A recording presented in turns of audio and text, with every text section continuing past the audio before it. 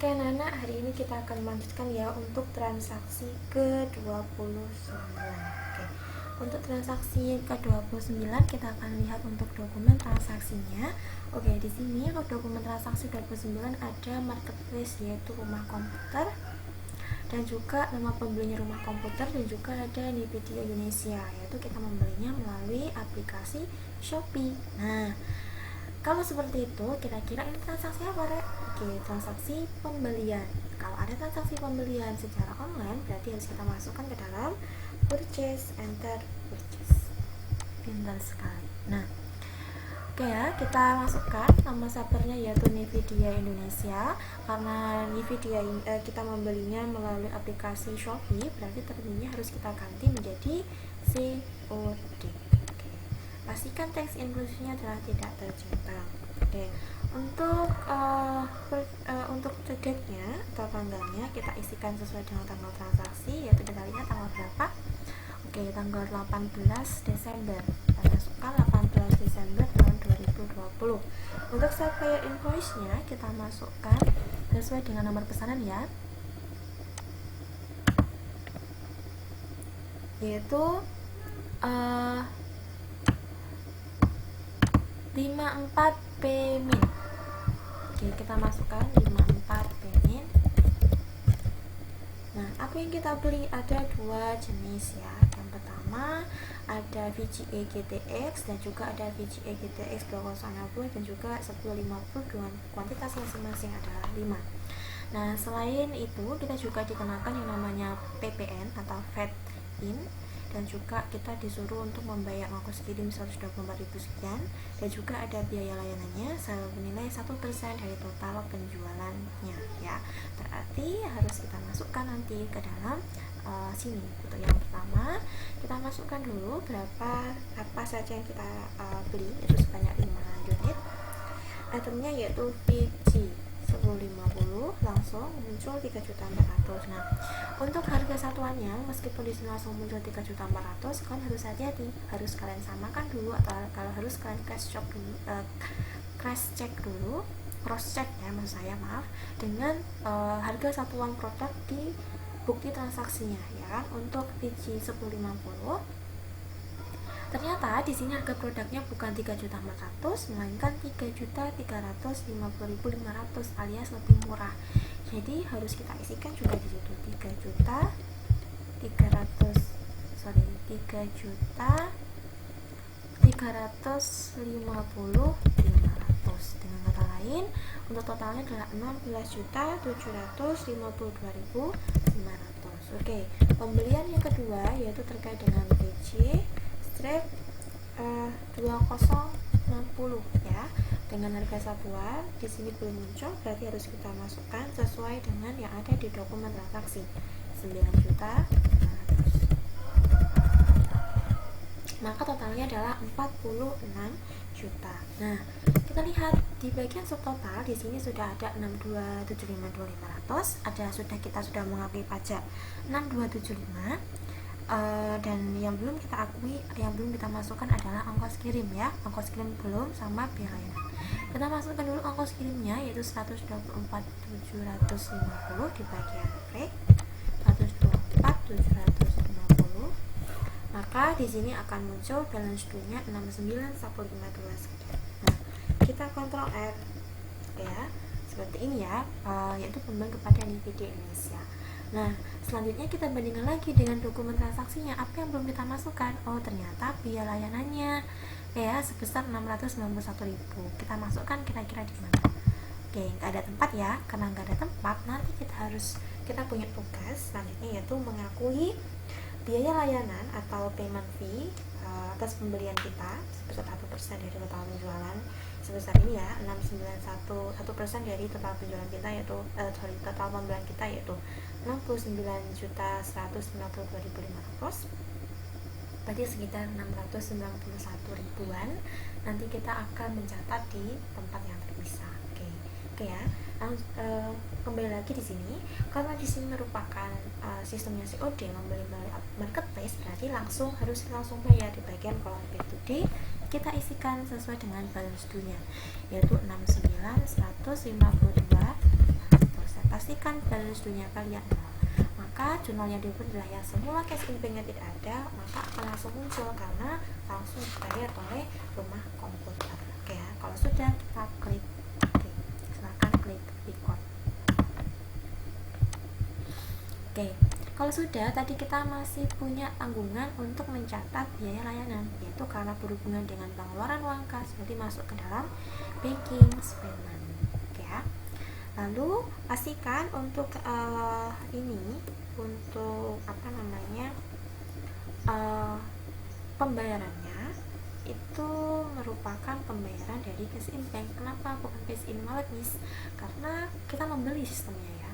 Karena kalau kita membeli kan secara otomatis di situ nanti biasanya langsung pakai transfer bank atau m-banking gitu kan. Tapi kalau misalnya di situ ada keterangan terkait dengan misal bayar pakai Shopee Pay yang ada di rumah komputer atau di cash in e-wallet rumah komputer, maka harus kita akui cash in banknya kita ganti menjadi cash in e-wallet. Tapi kalau di bukti tidak ada bukti seperti itu atau pernyataan seperti itu, maka kita anggap bahwa bayarnya rumah komputer untuk membeli itu melalui transfer bank, berarti cash in bank kita akan berkurang ya.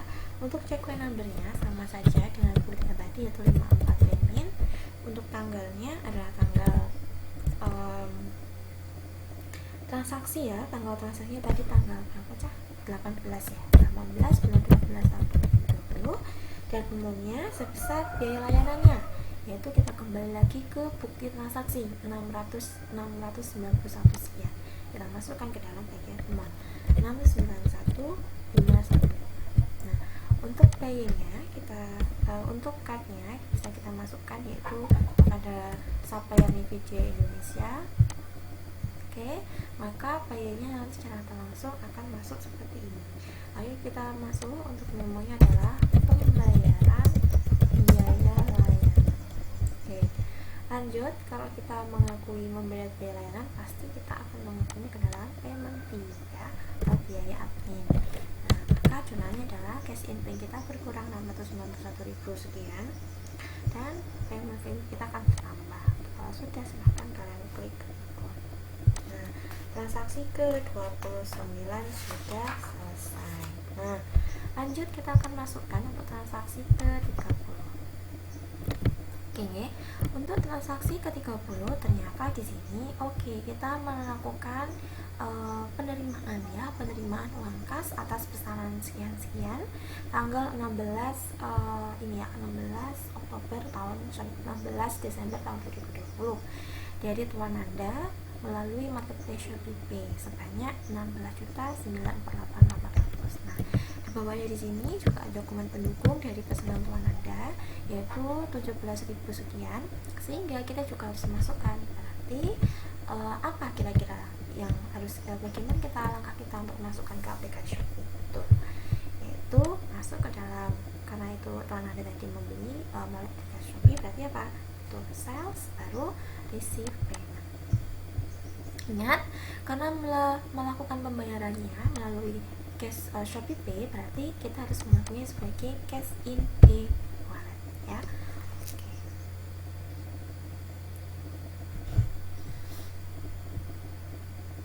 Oke, sebentar, saya tak cross check dulu untuk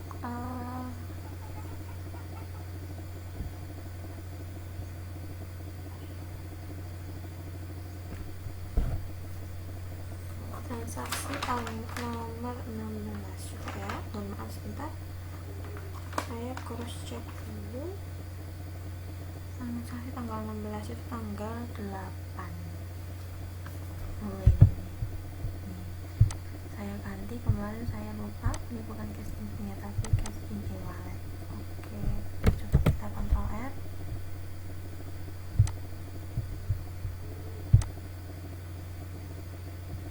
Oke, terus berapa lagi ya?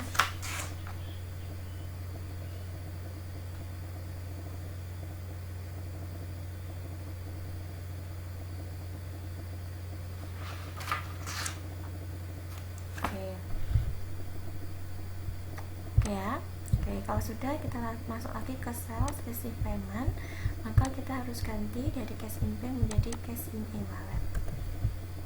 Oke, kita masukkan, kita dapatnya dari mana uang ini, yaitu penjualan online ya. Sehingga saldo kita yang semula tadi masih 18, karena di tanggal 16 tadi ternyata saya masih salah menginputkan, harusnya cash in wallet, saya masukkannya cash in bank. Maka untuk ID-nya kita masukkan saja, ada nggak kira-kira? Oh, nggak ada ya, kalau nggak ada kita kosongin saja. Kita masukkan tanggal transaksinya, yaitu tanggal 19 Desember 2020. Amount receive-nya yang kita terima sebesar dengan penerimaan, yaitu 16.948 sekian. Kita masukkan 16.948.800. Oke ya. Untuk payment metodenya itu berarti dari dompet digital, payment penerimaan dari penjualan online ya. Oke. Kita juga harus membayar yang namanya biaya layanan sebesar 171.200. Kita masukkan ke dalam diskon 171.200. Oke ya. Secara otomatis untuk amount output-nya kita isikan sebesar total due-nya, yaitu 16.548.800. Oke. Maka akan langsung muncul finance charge-nya sebesar 400.000. Kita lihat sama kemudian dengan ongkos kirim di sini sama. Nah, kita perhatikan, berarti out of balance sudah 0, maka jurnalnya akan muncul seperti ini. Oke, perhatikan untuk ini ya, pengakuan payment fee masih ada fade out, berarti nanti kita masih punya kewajiban untuk menggunakan fade out seperti di transaksi sebelumnya. Oke, kalau sudah silahkan kalian klik record. Oke, nah tadi kita masih punya tanggungan untuk menganulkan, menghapuskan fade out-nya, jadi kita menganulkan tidak ada pajak. Nah, lanjut, kalian masuk saja ke bagian tol, lalu masuk yang bagian terakhir yang berkaitan dengan fade out, yaitu tanggal 19. Kita klik panah putih 2 kali, lalu kita ganti dari VAT, kita ganti menjadi NT, maka secara otomatis akan muncul 171.200 ya. Yang semula ada fade out maka tidak ada fade out. Kalau sudah, kita klik OK. Oke, transaksi ke-30 sudah selesai. Lanjut, kita akan melanjutkan untuk transaksi ke-31. Oke, untuk transaksi ke-31 ini ternyata ini ada kaitannya dari bukti kas masuk ya, bukti kas masuk dari penerimaan dari Prima Komputer senilai 110.880 untuk pelunasan piutang tanggal 29 November tahun 2020. Nah, ada nggak bukti pendukung di bawahnya? Oke, di sini ada dokumen pendukung ya. Dokumen pendukungnya ini merupakan faktur dari penjualan kepada Prima Komputer tanggal 29 November. Ada terminnya anak ternyata di sini 2/10 N/30 gitu. Nah, di sini juga ada M-transfer ya. Berarti kalau M-transfer ya membayarnya melalui bank. Kita perhatikan yang kita terima 110.880, sedangkan total hutangnya atau total hutangnya dari Prima Komputer adalah 110.880, berarti sama. Oke ya, kalau sama berarti tidak ada yang namanya diskon meskipun ada termin gitu ya, karena kemungkinan pembayarannya melebihi batas waktu gitu. Oke, kalau ada pelunasan seperti itu berarti gimana? Kita masuk ke dalam menu sales, baru kita masuk ke receive payment. Oke, karena dia merupakan bayarnya melalui transfer atau bank, berarti masuk ke cash in bank. Customer siapa? Prima Komputer ya. Untuk ID-nya kita masukkan sesuai dengan dokumen, yaitu BKM-12-3, tanggalnya tanggal 20 bulan 12 tahun 2020. Untuk amount receive-nya yaitu kita isikan sebesar penerimaan kita 110.880. Oke, maka untuk payment metodenya karena dia merupakan lewat bank, berarti masuk ke transfer bank atau M-banking. Nah, kita lihat secara otomatis di bawahnya akan langsung muncul. Nah, kita isikan di bagian multiplier-nya, maka akan melihat jurnalnya adalah cash in bank pada akun receive empol dari pelunasan Prima Komputer sudah selesai. Silahkan kalian klik record. Oke. Transaksi ke-31 sudah selesai. Oke, kita lihat untuk transaksi ke-32. Di sini ada transaksi yaitu nota tunai. Oke ya. Karena berkaitan dengan nota tunai berarti kira-kira ada transaksi apa? Oke ya, ada transaksi penjualan tunai. Kok bisa penjualan Miss? Iya, karena kalian lihat di bagian kopnya, bukti transaksi ini ada kop rumah komputer yang secara otomatis berarti yang mengeluarkan nota tunai ini adalah rumah komputer. Kepada siapa? Kepada saudara Ega, itu ya, dengan membeli PKG senilai 25.500.000. Oke. Di bawahnya juga ada dokumen pendukung terkait dengan nomor faktur pajak ya. Kalau sudah, berarti langsung saja kita masukkan ke dalam jurnal. Nah, tunggu dulu. Sebelum kita masukkan ke dalam jurnal, jurnalnya sama ya. Kalau untuk mencatat penjualan tunai yaitu sales, enter sales. Tapi yang perlu kita perhatikan sebelum kita melakukan input penjualan tunai, kita juga harus menyesuaikan untuk setup pajak link account-nya. Untuk setup link account-nya, karena ini langsung dibayar pada saat itu juga ya, yaitu sebesar 25 juta, tidak melalui uang dan sebagainya, berarti harus kita sesuaikan. Apa yang harus kita sesuaikan di bagian link account, yaitu setup link account, bagian sales. Nah, bagian ini bank account for customer receipt-nya itu kita isikan, yaitu kita ganti menjadi cash on hand. Lalu apa lagi? Ya sudah, itu saja yang perlu kita ganti. Lalu klik OK. Kenapa harus kita ganti? Karena itu nanti akan berkaitan dengan pembuatan laporan arus kas gitu. Kalau kita salah untuk memasukkannya, maka nanti juga akan berpengaruh di hasil dari laporan arus kas. Oke, kalau sudah kita masuk, yaitu sales, enter sales, karena dia penjualan tunai. Ingat, tes Inggrisnya juga silahkan kalian diacetak. Invoice tetap ya, bukan order. Kita masukkan customer-nya.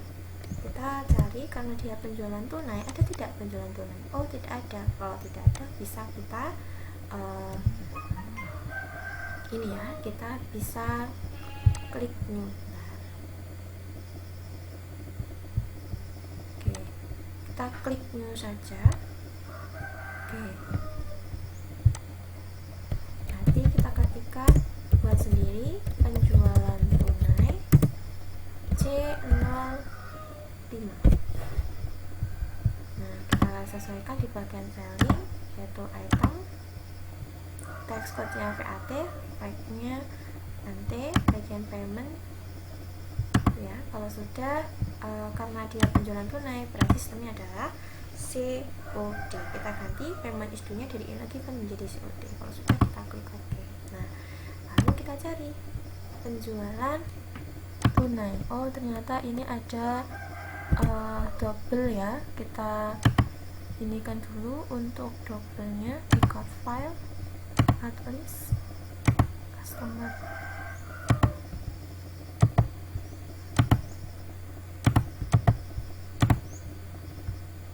Oke, sudah. Oke, kita kembali lagi, yaitu penjualan tunai dengan tanggalnya, yaitu tanggal untuk invoice-nya ada ya. Invoice-nya yaitu invoice NT 12/022. Untuk tanggalnya yaitu tanggal 21 bulan 12 tahun 2020. Oke, apa yang dibeli? Yaitu 1 buah paket komputer gaming, itu PKG. Harganya adalah kita lihat 25.200.000. Totalnya 25.200.000 dan sudah dikenai pajak. Nah, kita lihat apalagi yang belum dimasukkan. Sama ya. Kalau sudah sama, maka kita coba kontrol N. Nah, maka akan muncul penjualan secara tunai kepada keluarga sebesar 27 juta sekian. Nah, ben penak iso ditambahin, yaitu Ega aja. Ega. Siapa dah? Oh ya, Tuan Ega itu aja ya. Kita akan saja Tuan Ega. Oke, karena dia merupakan sistem SOD, berarti paid to day-nya harus kita isi sebesar berapa? Balance due-nya itu 27.20.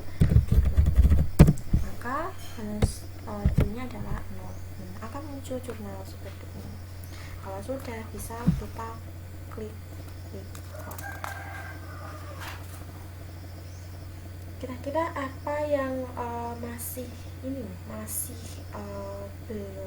sama? Sudah ya? Kalau sudah, kira-kira sudah masuk semua ya untuk jurnalnya. Kalau sudah masuk semuanya, kita klik record. Nah, jangan lupa lanjut. Kalau kalian sudah mengakui penjualan secara tunai, kalian juga harus melakukan setup ulang untuk link account-nya gitu. Kita kembalikan dari cash on hand, kita kembalikan menjadi cash in bank. Oke, biar tidak breakthrough. Itu transaksi ke 32 sudah selesai.